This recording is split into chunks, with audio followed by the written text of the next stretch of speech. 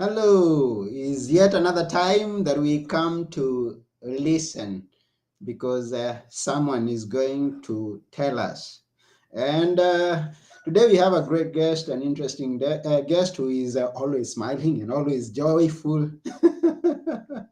And she's going to tell us about living with healing and love. Her name is Andrea Petrut, and I hope I got that right. Welcome to the show.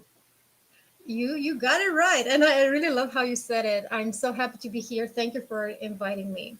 Yeah, it's an honor to have you here on our show. It's now tell us. So you're going to tell us, prepare to tell us as much as we would want to hear. Now, if we have people out there who are watching us or those who get us going, we love you. We appreciate you watching us. Those who get to listen to this episode after we are through the podcast platforms that we are going to share it on, Audible, Google Podcast, iTunes, all of them, name them. Just look for Now Tell Us. Or an easier way to find it is go to nowtellus.com and enjoy the show and other shows before and after. So, without taking much more time, we would like you to tell us. Why not tell us about yourself? Where were you born? How was it while growing up? And then we are going to hear about you living with healing and love. It's your show. Tell us. Well, today is July 1st, and I'm in Canada. I live in Toronto with my family, and we celebrate our National Day. So it's a very special day for me to be here with you. And I really send my blessings and love to all Canadians out there in the world. Oh, And happy day to happy you. Canada Day. Yeah. Happy Canada Day to you. Canada Day to you. Thank you. And, I come from Romania. So I'm a Romanian immigrant in Canada. And I came here for love to reunite with my husband. And I already had two Mm. boys. And now we have, not now, but in 2018, we also have a daughter together. And he also has other children. So we are a big family. And well, life in Romania was interesting. I recently started saying to people that for 36 years I lived in Romania and I should have left Romania sooner, like 18 years before that, because I was ready. And it's interesting because we live in a place and some things call us for something different. Mhm. And well, in my case, I didn't feel I was ready, but I had it all. Okay. So there, um, so I started learning English since I was 6 or 7 years old, and just for people to have an idea of my background and the life that I lived, Mm-hmm. Romania before 1989 was a communist country, and I was born in 1981, so I'm one of the first millennials. It's like the first generation of millennials, or this is how people call it. Uh-huh. And for the first 8 years of my life, I lived in communism, but I did not feel what was really going on because I was a child. Mm-hmm. Yet something in me, I had an awareness of something is going on that is not okay. Okay. Just giving you some examples just to feel how it was. Like Yeah. my parents and other people were listening to, it's called Free Europe Radio, very close with their ear to the radio, Mm-hmm. because you didn't want your neighbors to hear that you were listening something outside the country.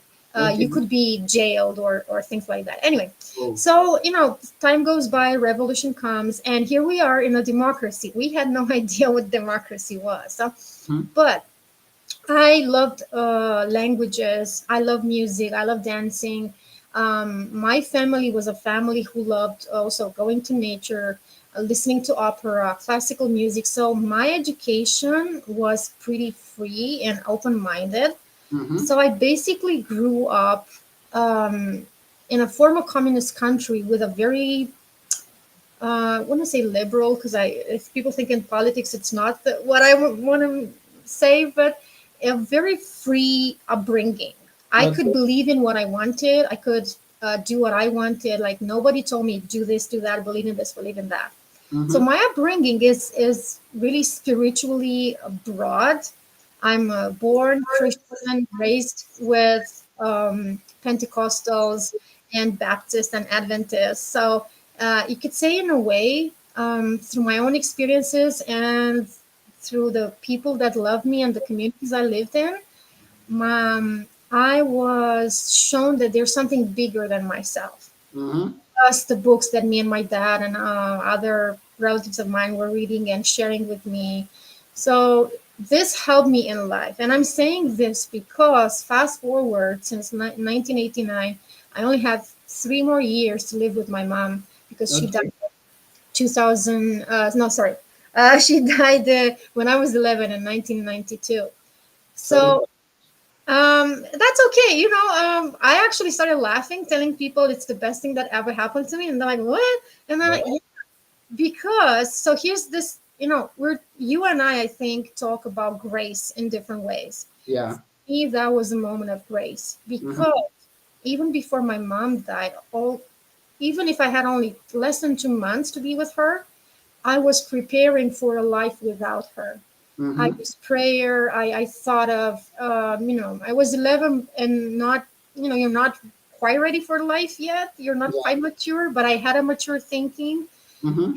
And I knew that I would be okay Mm-hmm. because, and this is the biggest experience of grace that I had. When I Mm-hmm. was between 3 and 5 years old, I was shown in a very unusual experience what unconditional love, infinite protection, infinite peace, and infinite security means. Mm-hmm. Basically, it was just an appearance that seemed like an angel, but it was not an angel. Came into the living room where I was playing with toys alone in the house, and that presence called me in with eyes of love.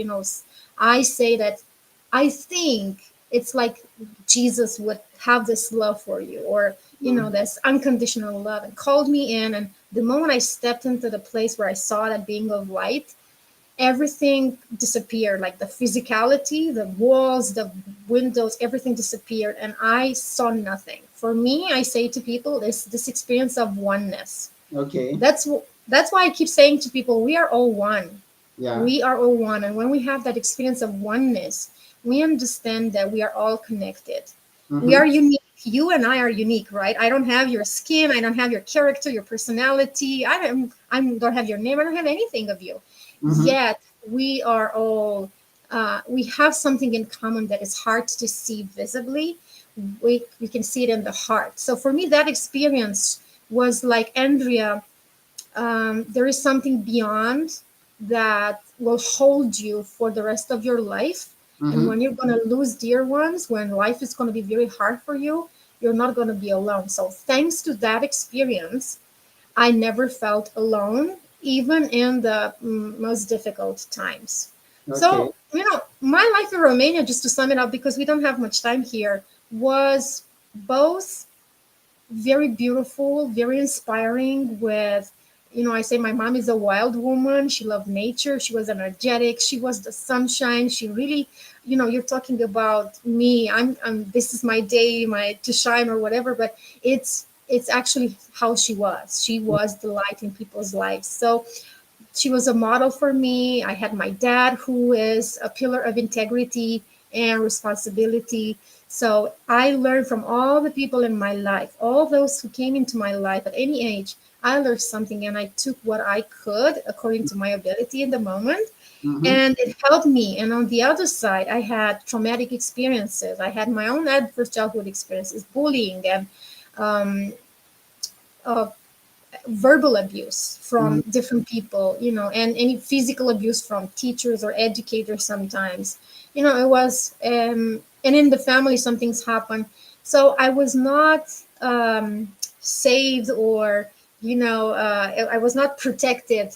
I lived a life like many of us do in the world, and yet I was given the support all the time. So for me, the healing and love that we need to get to, because this is the topic of today's interview, Mm-hmm. is me learning that no matter what happens in our life, there are gems of wisdom, there are lessons, and there's always something, somebody who Okay. support us, and we can we can see the love from life.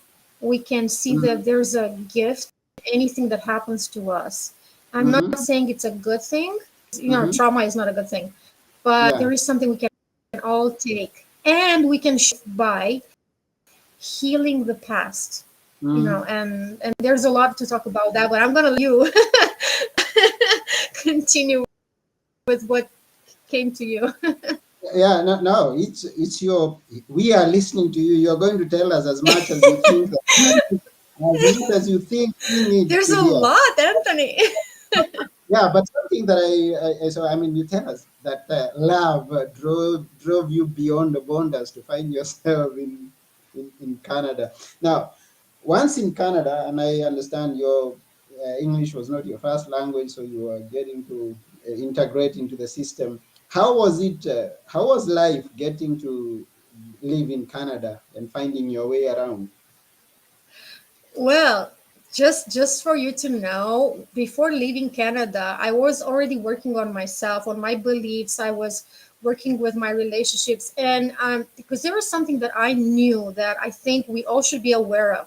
Mm, If we had a rough time, if we had relationships that didn't work well or whatever, and we're thinking, I'm going to leave the house, I'm going to leave the town, I'm going to leave the country, and everything is going to be just fine. mm-hmm. Please, please, please, no, it's a false idea.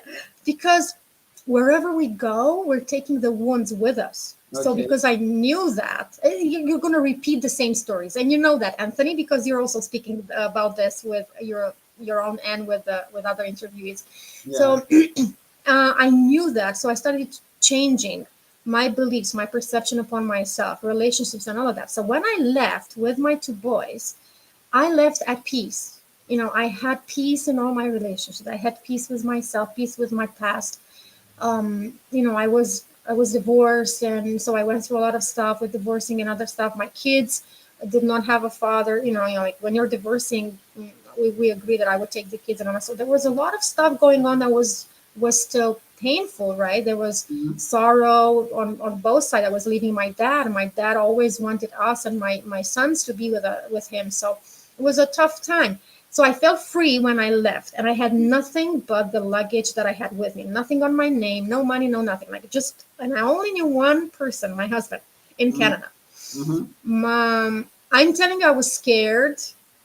So I felt the freedom of, okay, I'm gonna let go of the old stories of Andrea, and I'm Mm-hmm. gonna start a new life. So I had that. But before landing, I was scared because I didn't know how I'm gonna be treated, if they're gonna let me in. Like there's a lot of things going on still. Yeah.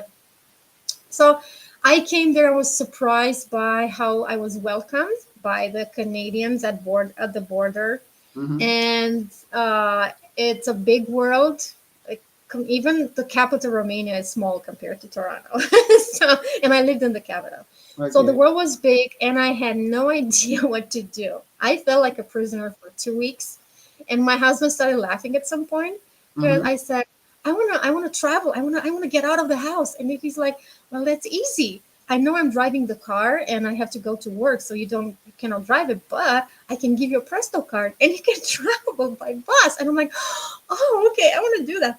So the moment I had access to going around, that's the moment when I felt free, and I started, because I love people. I started going around and about, taking my kids to museums, to theaters, to symphony, opera, ballet, and anywhere I could go, because I didn't mention that I'm a homeschooler. So I could take my kids anytime, anywhere. I was not, restrained by, okay, I got to get at them after school or no. So we would go during the week where people usually don't.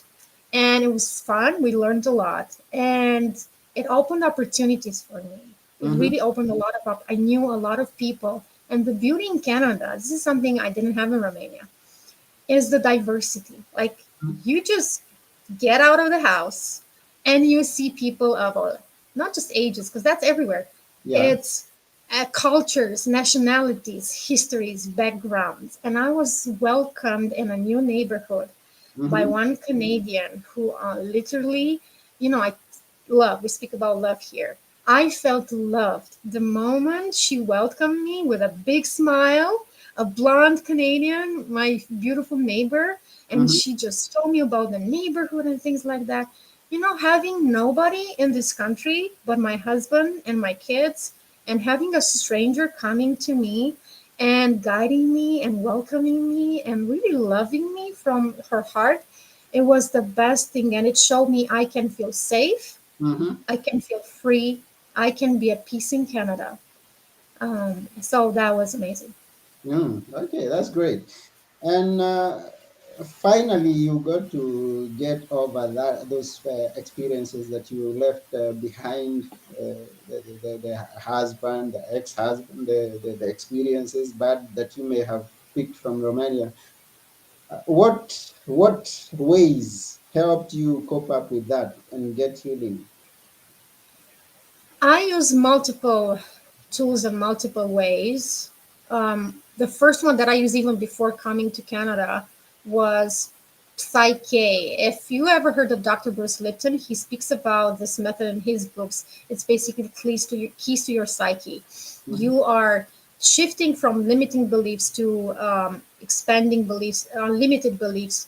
So what you're doing is you are removing you're shifting your perception upon what happened upon yourself in a way that you open your mind to possibilities. So now Mm-hmm. you're ready to see what's in front of you without being um, refrained or having your perception blurred by the trauma, the pain, or whatever that is. So that's one tool that I use. Mm-hmm. Another tool that I used is related to emotions. It's called the emotion code. Basically, the idea is we have when we go through different hurtful experiences, if we don't go through the cycle of emotion very fast, which, if I remember well, is about 90 seconds, and we stay in an emotion longer, Mm-hmm. then those emotions can be trapped in our bodies in different ways, and we can release that through multiple methods. One that I used was the emotion code. Okay. Um, Another thing that I started learning and I'm also teaching is heart imagery. And through heart imagery, we are taking that, what some people say, the longest journey for humanity, which is from the brain to the heart. The mind becomes an observer, and you're going into what we call the sacred space, the space where it's just you and God, the great creator, wherever you believe in. And nothing comes in between you and your sacredness. You Mm-hmm. have all the answers within, our heart's intelligence, right? Mm-hmm. We say intuition, we say gut feelings or whatever. So there is something within us. There are places within us where we can find the answers. Mm-hmm. We just need to be observers, and that's what we're doing in imagery or heart imagery. We become observers. The mind is just watching, and you are in your inner wisdom, I could say, so that you can hear, listen, sense, or know what do you need in the moment. Some people might call it divine guidance, right? you Mm-hmm. are you are speaking to God in your own way, in your own environment, Mm-hmm. um, so that you can make the best decisions that are aligned with your mission, with what you're here to do in the world. And Mm-hmm. this has helped me a lot because, many people say about us a lot of things. And I think you had an article. I remember you had an article when you mentioned about that. Is it the one where you say about painting and canvas? You had Yes, I've talked about our life is a canvas that, yeah, I have an article to that effect. and you speak there exactly what I believe in, which is people have their take on us, their perception on us, Mm-hmm. but it's us who know deeply within. And these are my words, not yours, but it's the idea that it's us who know deeply within who we really are. Yeah. And we should not see ourselves through the eyes of the other, although it helps to have feedback. But we Mm-hmm. should see ourselves through the eyes that we have within. So Mm-hmm. that's it. This is how you said it and how I say it is what I call being a pillar for yourself. Yeah. Like you already have the answers within. You are guided by the divine, however you call it, and in the ways you can understand, hear, perceive. You just need to connect with that Mm-hmm. and listen and follow through. And you speak about taking action. I mean, in every almost every post that I see you, you are talking about taking action because it's real. If we like people are listening to me and to you now, right? Mm-hmm. Okay, so what if they don't apply something in their life, things are not going to change, Yeah. right? So Mm-hmm. that's the main point, to do it. You also talk about persistency, being persistent. These are important things. So this is what helped me: getting an answer, asking myself a question, Mm-hmm. getting an answer somehow, and applying it. I mean, I can talk about all the tools that I know, but the idea is that there's always something we can use. And I also used what I'm using now. Now I'm doing, I'm writing my spiritual memoir, Mm-hmm. and I'm using somatic writing. So basically, listening to my body to hear the stories that come from within, so I can write in a way that it transforms me, and it Okay. also brings I know you're poetic. I see your post and you're poetic. I'm poetic too. So I use that style in writing plus Okay. everything else that I'm learning from my teachers. And writing is healing Yeah. also. So writing in a Yes. journal, writing your dreams, writing what comes to you, writing letters to people you would like to tell them the truth, Mm-hmm. but you cannot because they are either dead or they will never listen because they are narcissistic or whatever. That's okay. You can write a letter to them and then you can burn it or do whatever you want with it, right? And rip it into pieces. The Mm-hmm. idea is to use anything so that you can express what you have within, so you can see your truths and learn the lesson and see the lessons, the wisdom that you received in your life, Mm-hmm. and take that in and let go of what is not useful to you anymore. And Mm-hmm. talking about letting go, I remember before we started the live, I told you about an experience that I saw with you where you were on Blogger, you Yes. switched, and you lost your You what, saved me tenure. from my website. Yeah. Well, I resonated with that experience in two ways. Okay. May I share? May I share that? Sure. Tell us. Now tell us. So one way is I had a blog myself on Blogger, but contrary to what you did, I Mm-hmm. deleted it. So before coming to Canada, I had a bilingual blog in English and Romanian where I would support homeschoolers and people who had somebody in their life who had a disability, like because my one of my children has a multiple brain malformations from birth, so I had that experience. So I would share from my life experiences, going to doctors, MRIs, and other stuff. I had 77,000 unique visitors Oh. in, I think, 6 or 7 years. So I was an influencer in a way in the Romanian and international online Okay. medium. I deleted that because I said I wanna rewrite my story. I Mm-hmm. am not just the mother of an amazing child. I am Yeah. much more than that. So I Mm-hmm. said I'm going to erase that. The other thing about letting go is you mentioned this in that blog post, and I really invite people to go to your blog to read because you have wonderful articles there. But in this article, you mentioned something, and it's about letting go. There are times in our life where we lose something, Yeah. not just a blog or thousands of photos, or like me, I had to let go of everything I knew, everything that was familiar, Mm-hmm. everything that was comfortable, everything that was hurtful, like absolutely everything on any scale.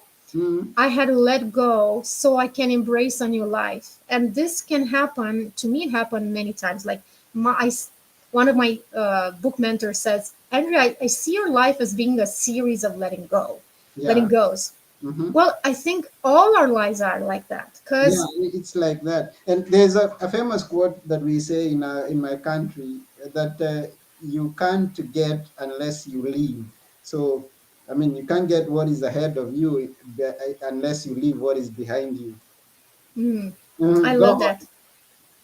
Oh, I love that. I will remember that. I will use that. Uh-huh. It's yes, and it's true. How can we move on if we're not um, removing what is heavy, what is Mm, heavy on our hearts, what is heavy on our minds, mhm, removing the things that we used to do but didn't work, um, changing the relationships that were not okay. Like we need to change something. There's a famous quote. Is it Albert Einstein that how something like you cannot expect change if you're not to leave something different if you're not making changes, right? mm, If you're mhm. doing the same things on and on, how do you want to yeah, so it's very important to let go, and it's not easy, is it, Anthony? Yeah, To it's let not go. easy. I mean, it's not easy. And it's not easy to leave those things that hurt you. Is not easy. Those things that are negative in your own life, to just forget. If someone did you something bad, messed you, it's not always easy to forget. It's not always easy to leave something that you've been successful on, in order that you go to a different level of your life. Both of them, there is the negative one you want to keep on holding, and then there is always that positive thing, that level that you are at, and you are told you have to leave this in order that you may go to the next level. Leave this stone in order that you may jump to the next one. Yeah, the word resistance came to me when you said that, because when people tell us, and so that's why I said we need feedback, we need coaches, we need friends, we need somebody to tell us what they see, because sometimes we are too deep into Yeah. our experience Mm-hmm. that we cannot see. We say we cannot see the label on the jar because we we are in it. So it's good to hear that. And sometimes what happened to me also is that we have resistance. Like somebody's very wise is telling us, like you said, you gotta make the change. So if you want to take the leap, you gotta do this, and you're like, what are you talking about? I invested so much Mm-hmm. money and time and energy, and like what no. But the resistance is showing there is something you can grow into, Yeah. something else you can grow into, Mm-hmm. and you also grew out of. Like you are bigger than the coat you already have on. Mm-hmm. So you need to take that out, have the courage to take that out and ask for help. Like we have people around, we have you, Anthony, people have me, and there are so many in the world that people can say, I need help, I want to do this, I have resistance, I don't know what to do, I want to do this. There's always help. Now that you mentioned that, I felt of asking you about something that I've had people ask. How do I stop a bad habit? How do you go about that yourself? You you Good. have a bad habit in your life and you want to leave it. How do you stop it? Well, you said you want to leave it. So if you're at this point, you mean you are aware you have a bad habit, because Yeah. most people, or sometimes, we don't realize we have a bad habit. So I would say the first step for everybody is to realize what needs to be changed, what can we change, and we Mm, can only change ourselves. Then, so I'm also looking at the comments here. Owning up is positive, says John. Yeah. Um, so the first, the first thing is to realize there has to be a change. Second is, what can I change for? What's the easiest things to change? Because if we start with the biggest one, we're gonna be like, nope, no, I'm not gonna do this. So okay. find the easiest thing to change, and then uh, I would say start with the things you love. Mm, So what I mean by this, I'm gonna take my own example. Um, I love going out in nature. mm-hmm, What would be the bad habit? The bad habit is staying in the house and being always on the computer. So mm-hmm. it's the same environment, nothing has changed. I'm just here tapping. Yeah. What can I do that I love to do that brings me joy so I can disrupt this habit? Mm-hmm. Les Brown speaks about Yes. disrupting the thinking. I love this guy. Okay. And we're always talking about disruption when it comes to habit. Now, disrupt is a word, right? But Mm-hmm. the idea is we need interruption, because it's like gears in the car. I don't know if I'm really good at this, but I'm gonna try to bring it something into the physical world, and use some imagery here. Okay. Um, we need to break something in order to bring something new. We need to break it into pieces or to stop it, Mm-hmm. pause, and then find something new, rearrange, reorder, or bring new pieces in. Okay. So in my example, I'm typing, what do I do? Get out. Get out and get out of the house. Just 5 minutes, not much, so you don't cry because, oh, I just left my computer. No. 5 minutes, get out. Or if getting out is too much, just take off the curtain and look outside and watch the cars, the people, the trees. By the way, people say, like, scientifically, it's proven that anything you can look at, could be a painting, could be a tree, or anything that shows nature in it, is going to shift your thinking. So that's a very simple thing, to just look at something different. Could be on your screen for the first thing. Mm-hmm. But the biggest step is to get out and breathe. Stop your thinking, stop what you're doing, take a pause, get out and breathe. You Mm-hmm. don't need somebody at first. You just need yourself to make a move. Mm. Thank you very much. And John had also another comment, and he was saying that's great. It's about a quote that I gave. If you don't just leave it good or bad, you'll never move on. So that's something we covered before. Thank you, John, for your contribution. We thank Yeah. you. Mhm. Yes. And another question is, now we are talking about healing and love, and mostly we've concentrated on ourselves. And in this world, I believe we are all in a relationship or another. And it doesn't have to be a family relationship, but we have friends, we have workmates, we have people that we are on a daily basis interacting with. How do we go about healing some hearts and loving them? Listening is the first thing. What we're Okay. missing in the world right now, is what you are doing with me, which is listening, right? You Mhm. say, we are here to listen to you. And this is something we all need. We need a safe space, a space where we are not judged. Mhm. We are we are we there's no filter between us, and the other is listening. And not just, oh, I'm here and listening, no. Be in it, be Yeah. in the moment, be present with the person, try to feel what they are going through, look into their eyes. In psyche we have this process where we are gazing and we're looking into the eyes of the person, and we say, see beyond the personality, see the sacred being. And this is something that I've applied as a principle in life, to look in your eyes and see who you really are in the moment. Forget that you are the friend who told me something nasty at some point. Forget that you are the person who's crying right now, or whining or whatever. So leaving the judgment aside, just looking into your eyes and asking myself, who are you?